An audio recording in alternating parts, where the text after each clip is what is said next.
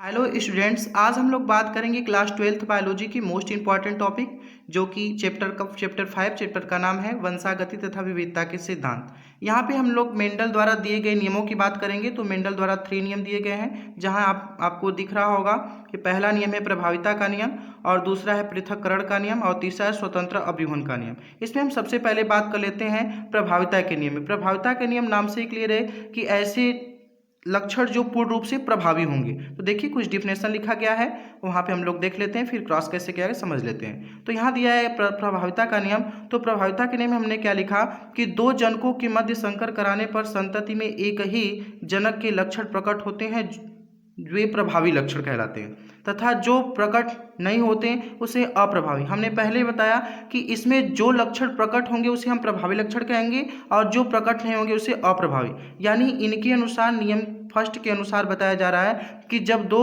जनकों के मध्य जब हम कोई क्रॉस कराते हैं तो उसमें सबसे ज़्यादा जो प्रभावी लक्षण दिखते हैं उसे हम प्रभावी लक्षण कहते हैं, और जो नहीं दिखते हैं उसे हम अप्रभावी। यहाँ पे हमने दो पौधों को चुना, और जो कि इसमें से एक लंबा है एक बौना है। लंबा वाले को हमने कैपिटल टी से दर्शाया, जबकि बौने वाले पौधों को स्मॉल टी से। हमने दोनों में युग्मक का निर्माण किया, और दोनों को जब क्रॉस कराया तो हमें रिजल्ट मिला एक लंबा एक बौना पौधा मिला, जिसमें सबसे ज़्यादा प्रभावी लंबा ही मिला। तो जब इसमें से हम क्रॉस कराएं, फिर उसमें भी हम क्रॉस कराएं, तो यहाँ पे दो गैमेट मिले हमें, एक कैपिटल टी स्मॉल। जब इसमें हमने क्रॉस कराया तो हमें 4 रिजल्ट मिले, 4 गैमेट बना, जिसमें से 3 हमें प्रभावित दिखे और एक अप्रभावी दिखा, मतलब बौना। तो यहाँ पे हम जीनोटाइप का अनुपात देख लेते हैं। तो जीनोटाइप यानी 3 संबंधे 1, 3 संबंधे 1 इसलिए लिखा गया है क्योंकि 3 पौधे इसमें लंबे हैं और एक छोटा है, इसलिए हमने 1 का लिखा वहाँ पे। फिर यहाँ फिनोटाइप का अनुपात, इसमें चारों में से सबसे एक प्रभावी दिख रहा है जो कैपिटल टी है, और उसके बाद 2 मीडियम है। तो हमने 1 संबंधे 2 संबंधे 1 लिखा, 1 इसलिए लिखा क्योंकि ये पहले से ही बौना या प्रभावी। ठीक है, तो ये रहा आपका प्रभाविता के नियम में प्रभाविता का नियम है, जो कि नियम फर्स्ट है इनका। अब हम लोग बात कर लेते हैं सेकेंड नियम की, जो कि वो भी एग्जाम की दृष्टि से मोस्ट इंपॉर्टेंट टॉपिक है।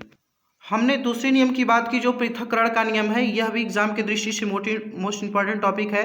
तो इसमें ध्यान देते हैं कि ये क्या लिखा है कि पृथक्करण मतलब इसमें अलग हो जाएंगे। उसमें तो प्रभावी दिख रहे थे, इसमें अलग होके में दिखेंगे, प्रभावी रहेंगे बट अलग हो जाएंगे। देखिए इसमें क्या लिखा गया है, युग्मकों के निर्माण के समय लक्षणों को प्रदर्शित करने वाले एक स्वतंत्र होकर युग्मों में जाते हैं, और जिसके परिणाम स्वरूप जोड़े में से एक ही कारक युग्मक में जाता है, दोनों एक साथ नहीं जाते, अतः जो युग्मक बनता है वह शुद्ध होता है। यानी 2 युग्मकों में से जाएगा लेकिन केवल एक ही युग्मक जाएगा जो पूर्ण रूप से शुद्ध होगा। तो यहाँ पे हमने ध्यान दिया कि यहाँ पे क्रॉस कराया, हमने एक लंबा और एक बौना पौधा लिया जैसे पहले कराया। तो उसमें से हमने 2 गैमेट मिला हमें, कैपिटल टी में से हमने 2 ही गैमेट लिया, और स्मॉल टी में से 2 गैमेट लिया। तो यहाँ पे भी हमें रिजल्ट मिले कुछ। इसमें से जो उसमें तो हमें 3 प्रभावी दिख रहे थे, लेकिन इसमें चारों के चारों जो गैमेट बने हैं वो सारे के सारे क्या हैं, लंबे, यानी शुद्ध पहले से ही अलग हुए हैं। उसमें लिखा है ना, वह शुद्ध होता है, इसे शुद्धता का नियम या पृथक्करण का, यानी पृथक हुए चारों और चारों प्रभावी हैं। तो इसे हम क्या कहते हैं, ध्यान से देख लीजिएगा आप लोग कि यही नियम है, और ये एग्जाम की दृष्टि से मोस्ट इंपॉर्टेंट। हम लोग बात कर लेते हैं नियम थर्ड की, जो कि वो भी इंपॉर्टेंट ही है। बात कर लेते हैं नियम थर्ड।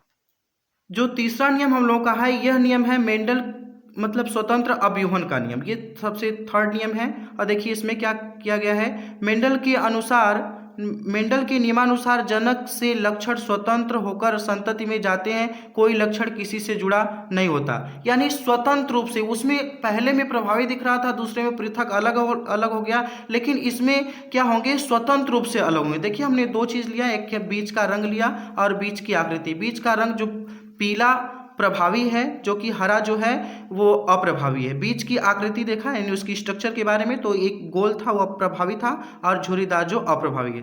ठीक है, तो यहाँ हमने देखिए हमने कुछ इस प्रकार से किया, आपको आप इसी तरह से आपको भी करना है। जो वाई आप में कन्फ्यूजन ना पाए, क्योंकि जो पूरा सट गया है वाई है, स्मॉल वाई है, और जो थोड़ा छोटा है सटा नहीं है उसे हम कैपिटल वाई के नाम से जानते हैं। ठीक है, आप इसमें कन्फ्यूजन ना आइएगा, पूरा लिख लीजिए, एकदम आसान से आप कर लीजिएगा। Thank you so much.